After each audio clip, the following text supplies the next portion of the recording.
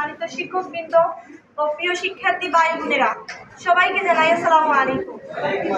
সর্বপ্রথম শুকরিয়া আদায় করছি মহান আল্লাহ তাআলার প্রতি আজকের এই অনুষ্ঠানে উপস্থিত হতে পেরে। ধন্যবাদ জানাচ্ছি আজকের এই অনুষ্ঠান যাদের উদ্যোগে সম্ভব হয়েছে তাদেরকে। প্রত্যেক জাতির শ্রেষ্ঠ সম্পদ হচ্ছে তার মেধা। এই মেধা বিকাশের মাধ্যমে দেশ ও জাতির কল্যাণ নিহিত।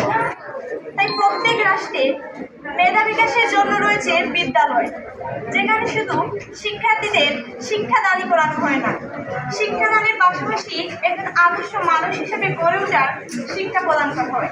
তেমনি একটি অন্যতম সেরা বিদ্যাপীঠ আমার প্রিয় প্রতিষ্ঠান বছরিয়া আদি প্রতিষ্ঠান। আমার প্রিয় প্রতিষ্ঠানের প্রতি শিক্ষক তাদের সর্বোচ্চ প্রচেষ্টা চালান আমাদেরকে সাফল্য অর্জিত করার জন্য, যার ফলস্বরূপ 2024 সালের আলিম পরীক্ষায় আমাদের মাদ্রাসা শতভাগ ফলাফলের গৌরব অর্জন করে।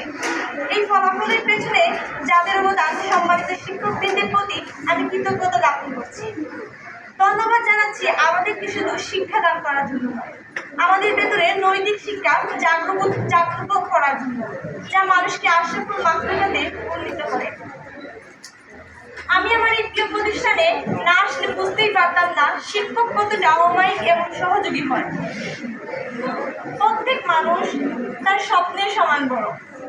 মানুষ স্বপ্ন দেখতে পারে, স্বপ্নকে ধারণ করতে পারে এবং স্বপ্নকে বাস্তবায়ন করার মাধ্যমে তার কাঙ্ক্ষিত গন্তব্যে পৌঁছাতে পারে। তাই আজকের এই অনুষ্ঠানে উপস্থিত আমার প্রিয় শিক্ষার্থী ভাই বোনদের প্রতি অনুরোধ, আমরা যেন এই অঙ্গীকারকে ধারণ করে দেশ ও জাতির কল্যাণে নিজেদেরকে নিয়োজিত করতে পারি। আজকের এই অনুষ্ঠানে সবার কাছে এই দোয়া প্রার্থী এবং এই সাফল্যের দ্বারাকে অব্যাহত রাখতে পারি।